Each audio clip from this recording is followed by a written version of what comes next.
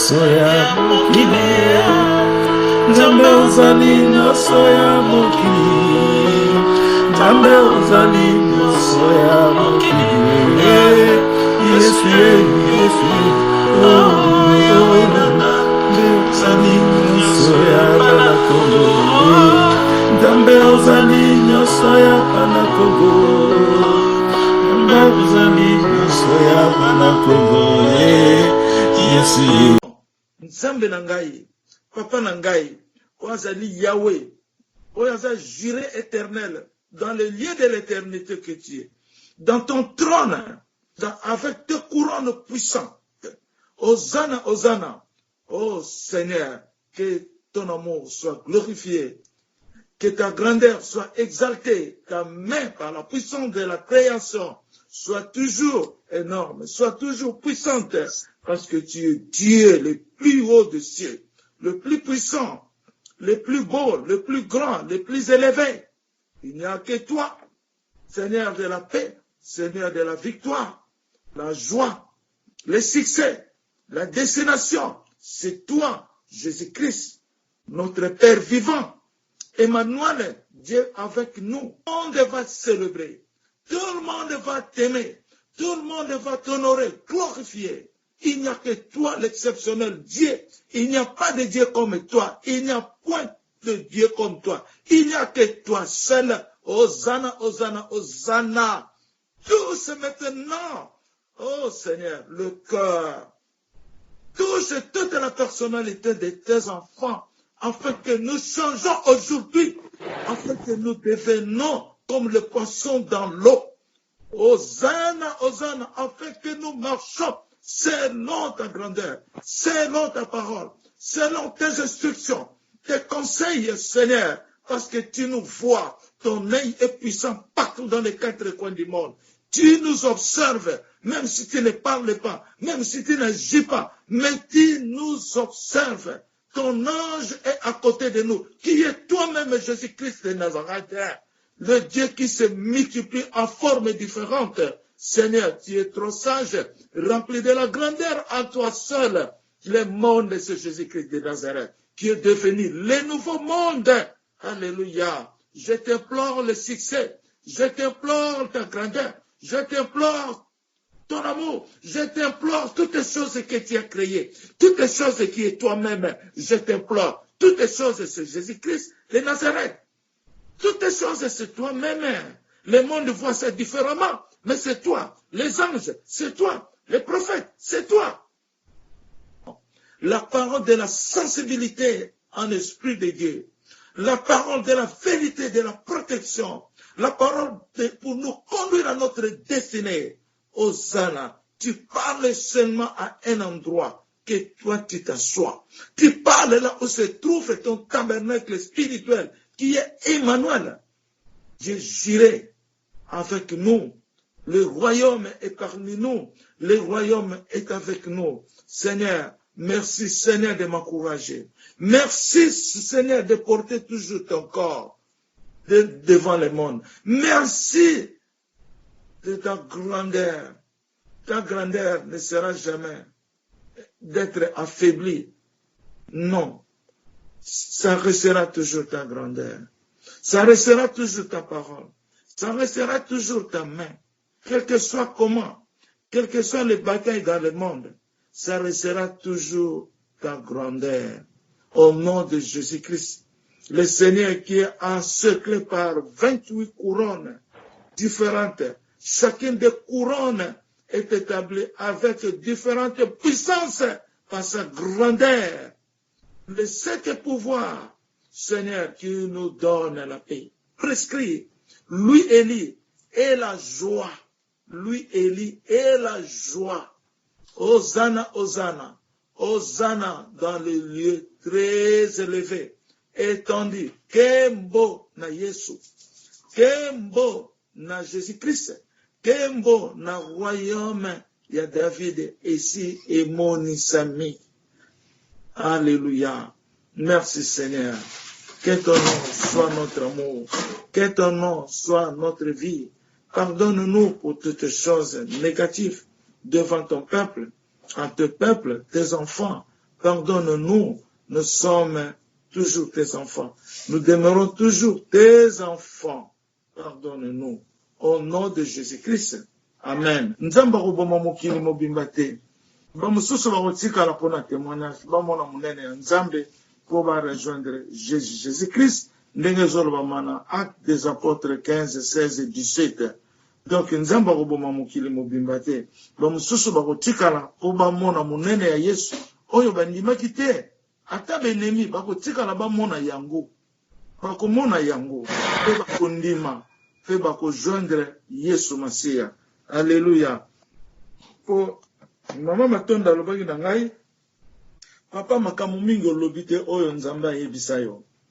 Eza makambo susu na lobaki yango peut-être na komaka yango na les 12 amendements, premier, 2, 3, deuxième livre oyo ezali transition.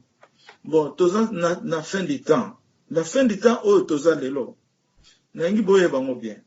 Tu comprendre. Na pesa nanu mololo, tu acclamer Nzambe. Alléluia. Alléluia. Amen. Amen. Amen. Amen. Amen.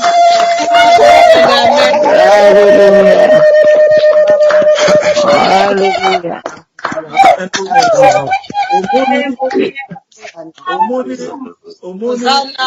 Omoni nazo répéter lisusu ndenge papa nanga lobaka na ngai. Alobi la façon que je te parle pour David, je ne parle pas ça à aucun prophète. Pour le royaume, il y a David.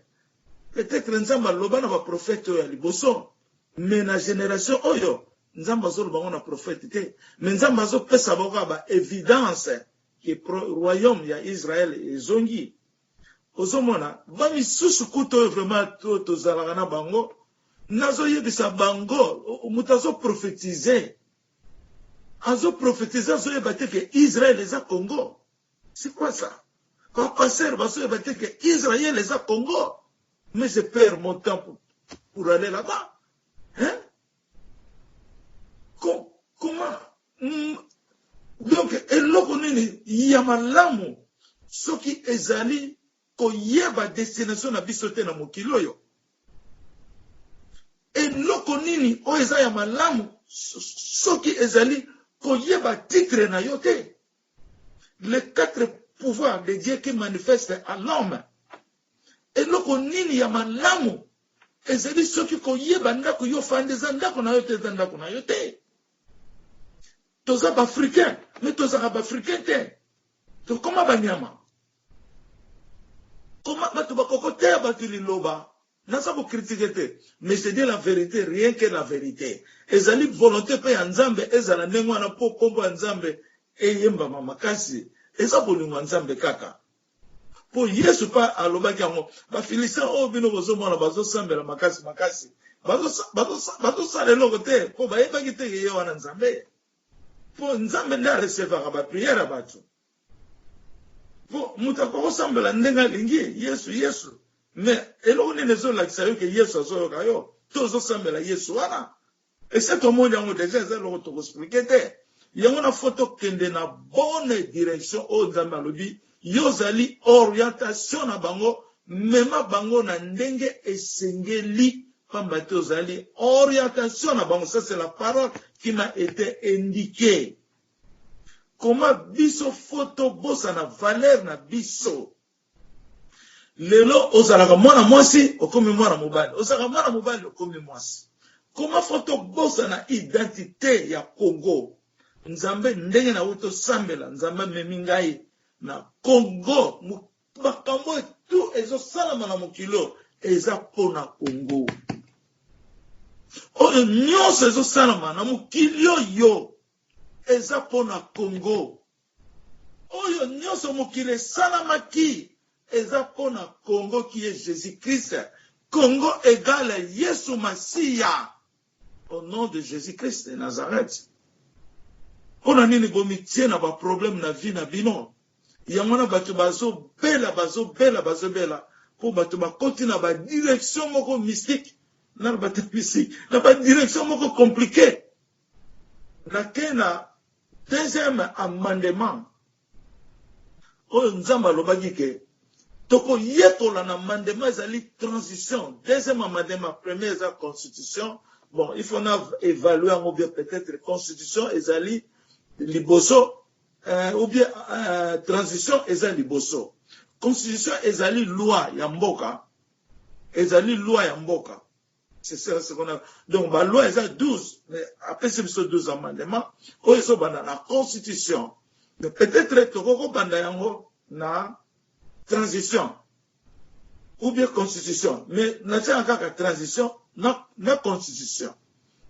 Na transition ezali ko yeba ndenge nzambe asali mokili. Nzambe alobi asali moto na transaction ya mabele. Donc mabele ezali transaction ya moto. Ezali déjà transition. Donc moto ayeko koma moto pona mabele eza transition. Po outaki na makanisi ya nzambe na likolo. Basala batu na likolo na makanisi ya nzambe, je dis po nzambe aza éternel munene, trop grand. Aza na bandako bele na kati ya makanisi na ye. Aza na ba place makamba bomba. Mais sikoyo tango yozo ya o vivre na bo moto oko transiter na mabele ngabi asali mutu pa la transaction ya mabele. On a lobi bien eza na Bible te hein. Pour luka on a Bible boko songote. O yazo lo baza livre ko yaze bandeli na suka. Ozo mona. Nde ya wana ezali première transaction na biso, transition na biso. To yeko wuta likolo na nzambe to yeko bimela na wapi na mabele. Bon, sikoyo to komi na mabele, mabele ekoti péché, ekoti péché, ekoti lisumu makasi, bato babebi, bato batengami, bato pe bisusu baza ya nzambe bazali bazangaka te. Sikoyo nzambe faya na mona ne Yesu pona sana nini apesa biso une nouvelle transaction, soit une nouvelle transaction, une nouvelle transaction, to kota na mukili ya sika oyo tozo benga ngo millennium ekomi deuxième transaction.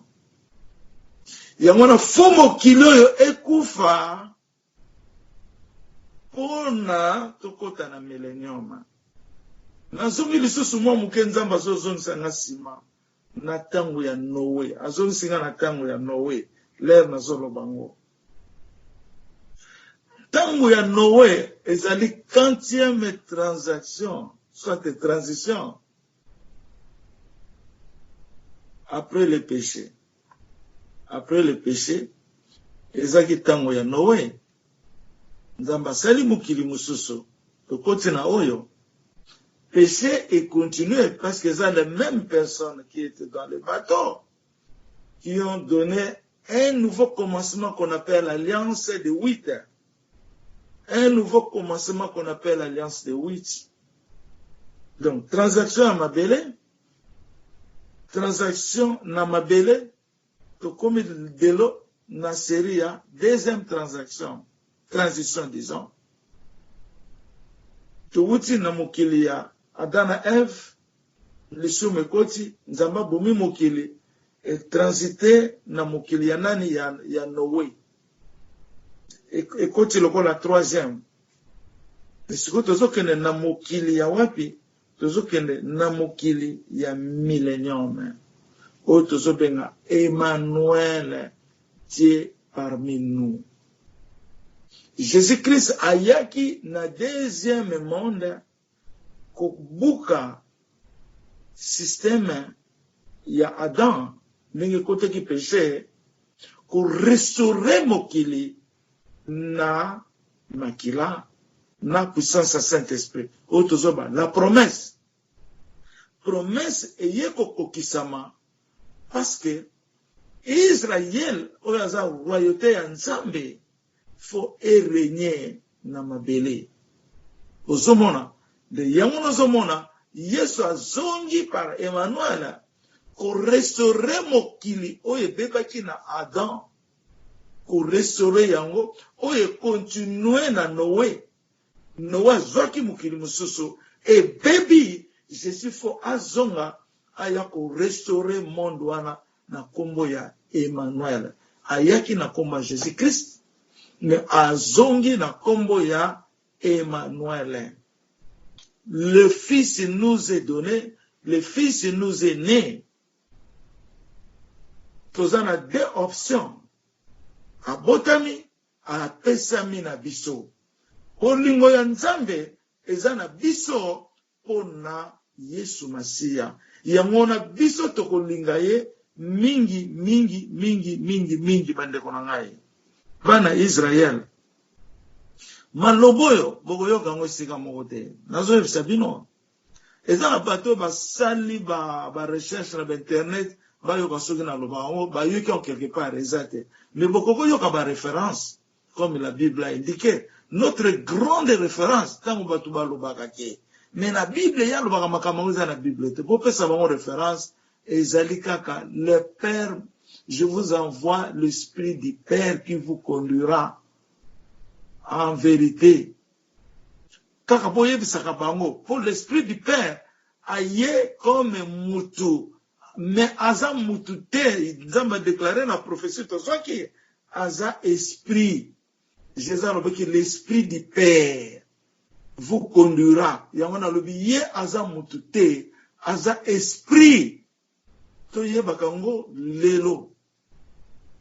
Vous conduira par la vérité en ce qui concerne les péchés, les jugements et quoi, les péchés, les jugements et quoi encore, les péchés, les jugements, ça m'oublie beaucoup, hein, mais c'est le mot, oh, il y a des boss, il y a des facteurs, na biso. Oh, il y a des hein? Justice. Justice, voilà. Oh, il y a des kilo, na lulemu nanga. Yangwana nde eza problème na kati na biso. La justice. Liboso ta on a lobi on a ba vidéo, je parlais ça mais maintenant eza ko chapenga ezali faiblesse ezo kota na kati na biso toza na justice ya Nzambe te. Nous manquons la justice. Et le moment que nous vivons aujourd'hui, c'est la justice de Dieu qui s'implante maintenant. La justice de Dieu parce que Dieu nous a déjà pardonné. Limbisi biso toye bakango. Mais maintenant la justice va frapper à ceux qui ne sont pas pardonnés. Parce que la parole est accomplie. La parole est accomplie. Ozomona nangina koma na point moko potoye bake. Bobanga ba maladi wana te. Point wana yango negozo salisa biso. Na ba détail nyo sona pesi. Transaction ya mabele. Transaction par qui Adam et Ève, transaction, il y a Noé. Jésus a yé pour restaurer biso. Donc, comme Nathan ya souka, oeza Emmanuel en Jésus-Christ, pour na azongi sabolu Nzambe et pas na biso. A évaluer biso, dans les 10 points d'évangile, oeza les 10 commandements ya Moïse. Donc, ces 10 points d'évangile, faut botanga, on oeza sur Exode 21. 21. Faut botanga ngo, mais Seigneur a dit avant ya botanga ngo, faut ko sukwama na makila ya Yesu. Muto ya so senga bolimbisi na Nzambe, soki asukwami na makila ya Yesu te, ce pardon là ne sert à rien. Parce que le Seigneur nous a donné la promesse de l'Esprit Saint et du pardon. Donc, na makila ya Yesu, ne tozo sukwama. Mais faut to sukwama na makila ya Yesu, to sukwama malamu po toza na basemence pesa na kati, basemence elinga kokembe te. Yango moninga na zo senga na Nzambe boye. Na prière na sala ki jour wana. Na lobi na Nzambe. Tango mama sukulaka mwana na ye. Tango mususu, tango mwana zo sukula, me mama na ye aoya komona basalite tikalaki na mwana. Mama akolinga sikoyo asalisa mwana ke na mukongo usukula ki bien te, sukula pe asukuli pe mwana. pour moi, la moni salité ne se tuté. Et donc ça, le col, on a le boko, somon en elonginayo, mais yosa, osa pena, au monité to, kibiba, mais moutaza pembe de nayo, a moni couche oyo, ya salité zepa na osana, au longolango. Donc, tu connais mon été. Il y a na senga kananzambe, ndenge, notre Père qui est aussi dans les Zoloba. Pardonne-nous nos offenses, comme aussi nous pardonnons à ceux qui nous ont offensés. Donc, nzambe pe alimbisa biso, pour biso pe to limbisa naka. Donc, nzambe pe alimbisa biso. Donc, eza secret zawana. Donc, secret zawana, et du Goloba, muto ya limbisa kate, nzamba ko limbisa ete. Pardonne-nous nos offenses, comme aussi nous pardonnons à ceux qui nous ont offensés. Donc, ezali lokola contraire. Donc, tozo bananzambe, limbisa nga, ko nga pe na limbisa ka pe, na baninga. Donc, nzambe pe po limbisa yo, pardon est éternel. Pardon est éternel, ti yeso lokola yebo, to kote na monde ya millennium, kuna mabego za la soute, ezala bisengo na bisengo. Ozo mona, mais, moment où tozo passé oyo, eza be preuve, moko ya makasi, pona bana nzambe. Yamona siko na ke na point on a na ke na lelo, na kanisa ngo avant 3 jours, mais eza ko échapper ngai. Mais yamona Seigneur a bimise ngai lelo. Na tango ya suka, pona batu ba koya na piège te, batu ba koya na mutambu te. Nzamba lobi bakozala na épée na bango na front. Na front ya mutu nyonso, épée ekozala na front na ye.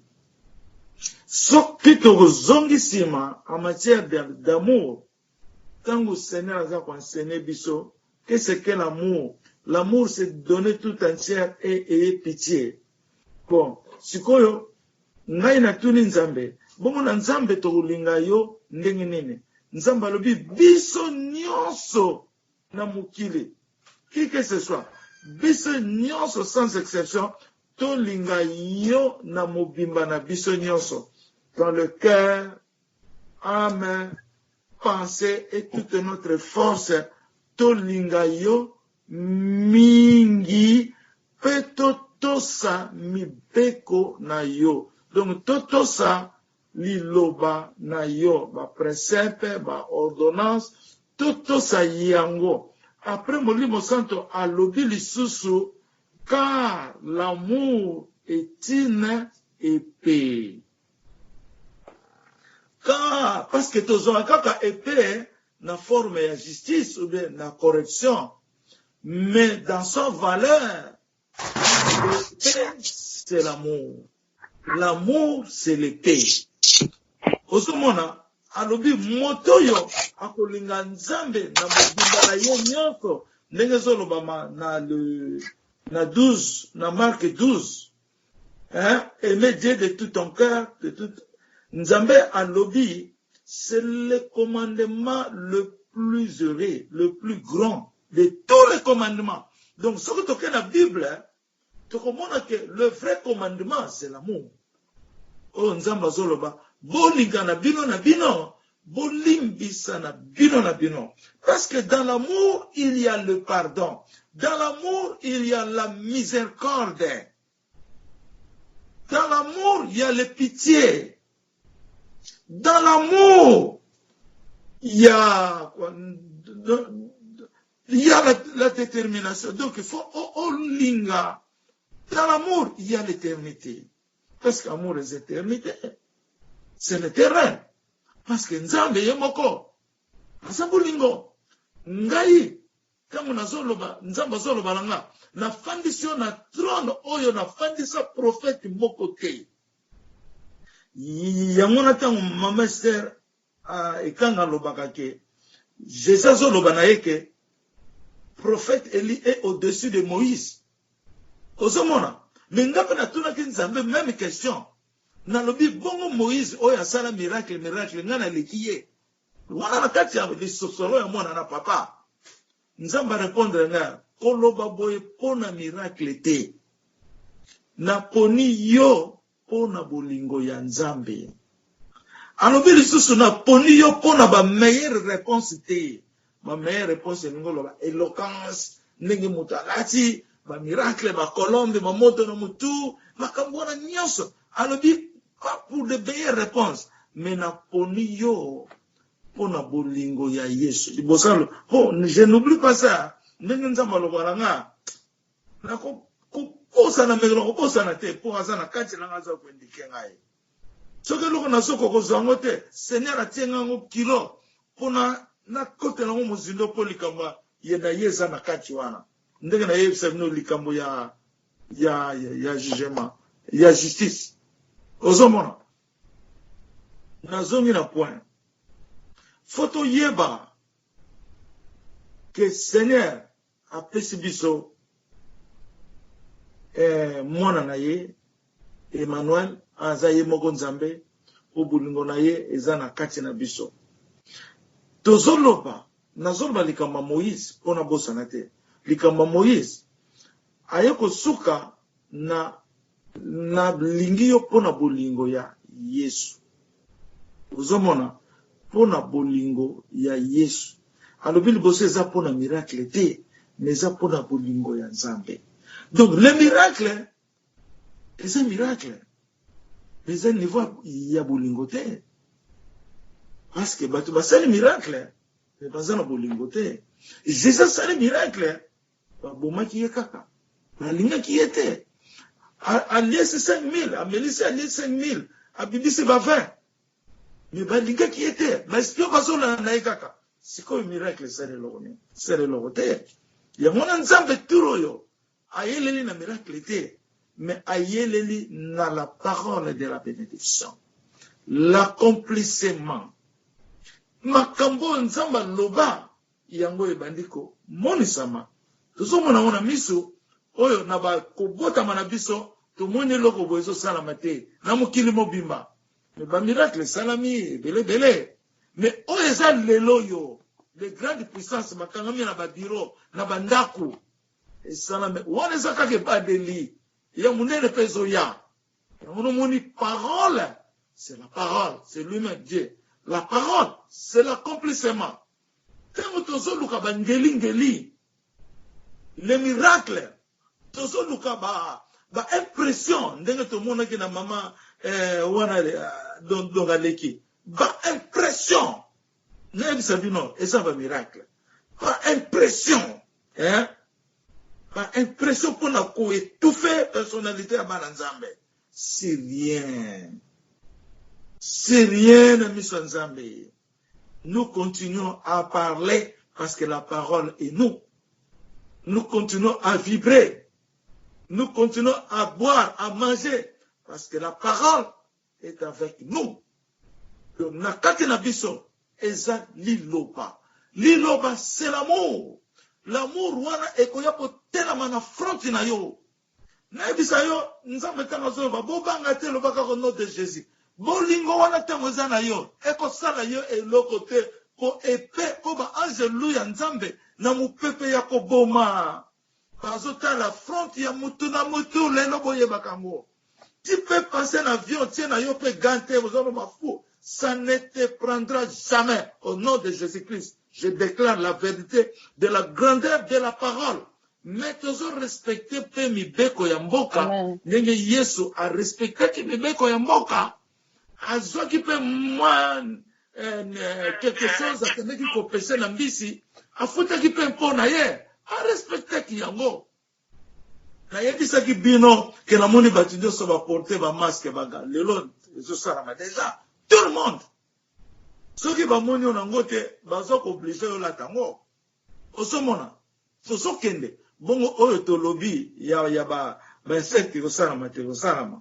Nous passons les temps de preuve, le jugement rendu par Dieu. C'est maintenant la justice. Nous sommes au moment de la justice de Dieu. C'est maintenant. On a terminé la justice. Nous passons maintenant le moment de la justice. Tout ce monde il faut tous en pardon mingi. Bande konangaye. Faut pardonnons nous les uns les autres. Tout le monde tolobango mikolo nyonso, nakolemba te po nakolobango, je ne fatiguerai jamais. Ti millénium ekomana pena komonisa maboye. Et puis dans le millénium, nous sommes déjà les enfants d'amour. Fini. Tout ça déjà pour l'amour. Alors, si quoi on est na kende na yangona boule la raté quand tu as Jésus, Emmanuel, yeba kozane pe na kacha front yo. Et pe est un symbole ya bolingo. Tant soupe rosa na croix parce que na croix est comme Ézéchiel. Nzamba lobagyo ba komami bacha ba croix na bana ba komami. Elamba pe ya pembe ndenge nzamba lobi soko oyana Yesu okoma na elamba ya pembe. Elamba ya pembe elingolo ba kombo na ye komami na likolo epai papa zali. Elamba ya pembe. Donc nzamba lobaka na ba façon ya sagesse. Ozomona na moment ya Eli oyo tozoloba na ba façon différente, mais nous sommes au moment de l'amour. Amour, bolingo, bolingo, bolingo. Il ne faut pas oublier ça. Bolingo, l'amour. L'amour, yesaye na bolingo. Parce que Dieu est amour. Ozomona. Si ko toke na prophétie, soki na sisi na prophétie, maman Claudine, après sa révélation na ye témoignage na ye. Lelo toza date nini? Toza le 16 ou bien le 17? Le 18. Lelo toza Le 18. Le 18, hein? Bon, nakanisi le 17 nazwa qui révélation. Bon, il y a le 15. Bon, nazongi mo muke na révélation ya le 15 parce que c'est très important. Bon, au nom de Jésus, Nzambe alobi boye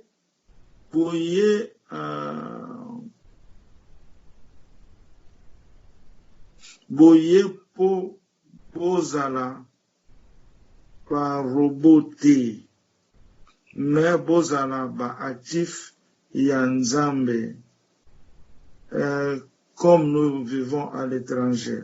On en a fait entre parenthèses. Bon, na kendeki susu na lobi wana se tu parla kia mingi, na keli susu Nzambe alobi na Eli, roi, na sala kiyo na mokolo ya liboso. Na kumisi Nzambe, alleluya, kombo na Nzambe ekomisama. Nzambe alobi lisusu, il m'a mis avant toute la promesse. Otolobi liloba. Il m'a mis avant toute la promesse. Asala kinga avant eloko nyonso esalema na mokiloyo. Ntoleki oya le 16.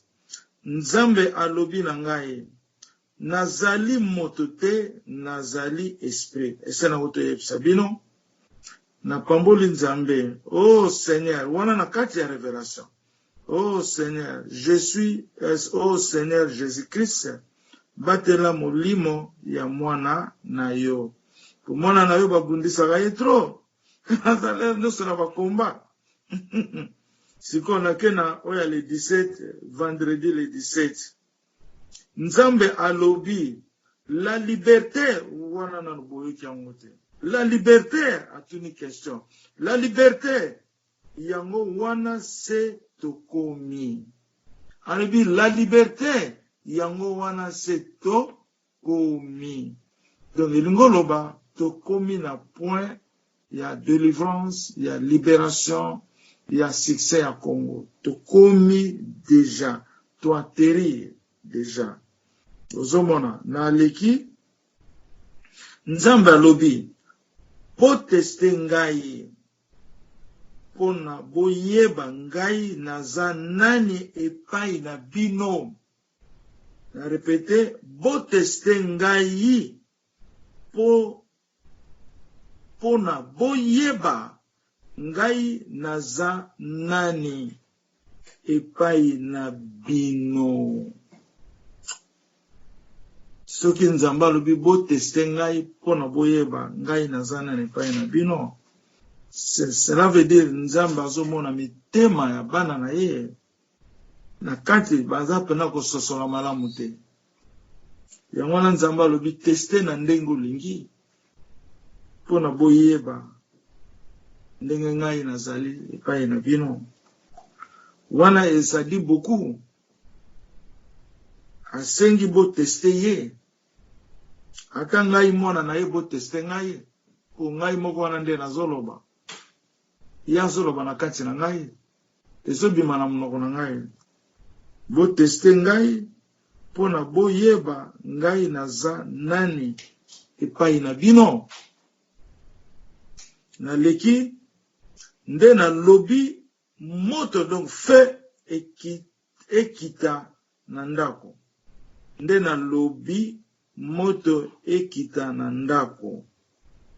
Tango nazali koloba yango, na sentir puissance du feu ekiti esika nazali.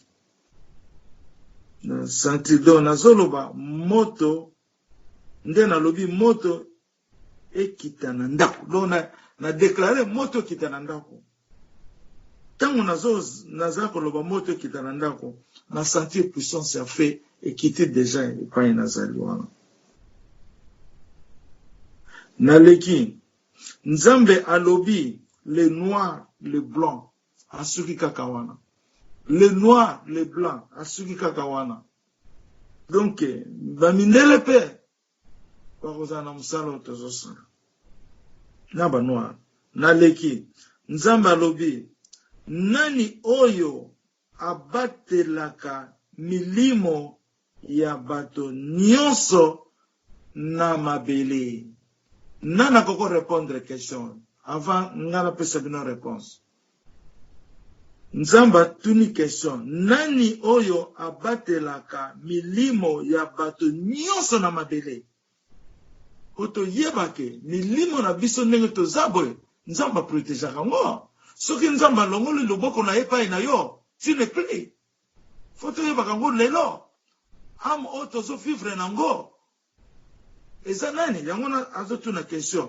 Nani oyo abatelaka milimo ya bato nyonso na mabele?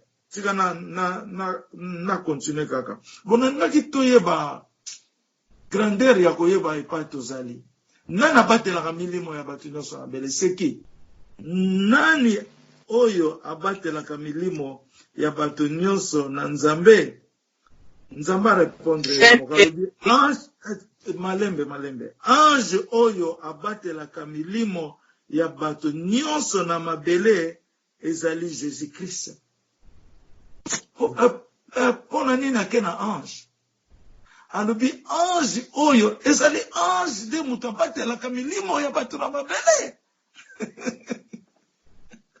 Ozomona liloba. Alobi ange oyo abatelaka milimo ya bato nyonso na mabele ezali Jésus Christ. Na teka verset moko ya Bible na Psaume 34:8 on a yebisa bino botanga pe Psaume 34. Nzamba alobi l'ange de l'Éternel campe autour de ceux qui le craignent et il les arrache au danger. Ozomona ba verset ya ange zebele na Moïse na ba Gédéon tout nzamba tinaki ba angelo. Mais awa nzamba zoloba na verset oyo na sélecté l'ange de l'Éternel campe autour de ceux qui le craignent et il les arrache au danger. Sikoyo Jésus lobi ange wana ezali ye moko Yesu. Alléluia. Tokosambela pona verset oyo, tokosambela pona liloba ya monene. Liloba ya monene oyo tokopesa nzambe mapamboli. Mapamboli ezalaka ange loup. Mais ange wana ezali Jésus Christ ye moko. Na ko répéter Nzambe alobi nani oyo abatelaka molimo ya bato nyonso na mabele. A répondre, ange oyo abatelaka milimo ya bato nyonso na mabele ezali Jésus-Christ. Donc cet ange-là, c'est lui-même Christ. C'est lui-même Christ qui vient par l'ange, par un ange. C'est lui-même Dieu qui se voit en ange. Alléluia. Alléluia. C'est lui-même Dieu. Tango yozo senga nzambe, beko senga ka teke nzambe pestindela nga ange. Senga nzambe salisa ngai. Ba Moïse ba senga ki ange te, Moïse alobaki yo moko zala na ngai. Zamba kotinda kaka ange. Ezali sanctification za monene ya royauté, ya bokonzi ya nzambe. Lokola nga eliboye, nazo pesa exemple. Na ina kuna sala msala na kotinda bino na kotinda moko na bino kende menga ina sana kati na yo. Nazo sala ka msala wana na tindi. Na sana kati na yo, na sana yo. Tango zo prier, Jésus a sana yo. Parce que à côté de la yo ange, mais cet ange-là, c'est lui-même Jésus-Christ de Nazareth. Tant on a observé que tant on a vu Congo avant ya na turoyo na mona que nazo beta trompette. Maintenant na beta la trompette, eza angelo. Maintenant nazo beta trompette. Osomona. Soko moni o mona ange beta trompette. Maintenant na ebi ke ngai nde nazo beta trompette. Mais c'est un ange qui sonne la trompette. Moko mona eza ange, mais ezali yemoko Masia. Moi-même, je vois que je sonne la trompette, mais c'est un ange qui se voit aux hommes de la terre. Au monde nzambe tazo sonne trompette, non? Osomona, nde yamwana mozindo ya sagesse nzambe, tozo yekola yango, tozo yeba yango, nde na kesi koyo, na totangi verset la Bible, l'ange de l'Éternel campe autour de ceux qui les craignent et il les arrache au danger. Psaume 34, verset 8. Ma verset est dans mingi. Ce qui peut bolinguer dans votre de la bino, pour les autres parler sur l'ange, la protection de l'ange. Na continue, Nzamba lobi, Congo aza kozwa libération na ye. Congo aza kozwa libération, donc affirmation. Congo Amen. Libération. Amen. Congo aza kozwa libération na ye. Na kesi koyo. Alléluia. Amen. Na kesi koyo na le 18 avril. Eza lelo le 18 avril. Bon. Namoni nazali kodesine ndako na ngai na mabele. Ngai moko nalobi boy, le lundi, leki après namoni ngando, crocodile, aza ko baluka na mabele, lokola akata motema na ye, disons. Donc, aza ko baluka na mabele, lokola ba beteke babal, azo baluka crocodile na mabele. Ozomona. Donc, force ya Satan esilia, force ya serpent ekei, po crocodile aza symbole ya dragon. Crocodile azalaka symbole ya dragon. Même serpent.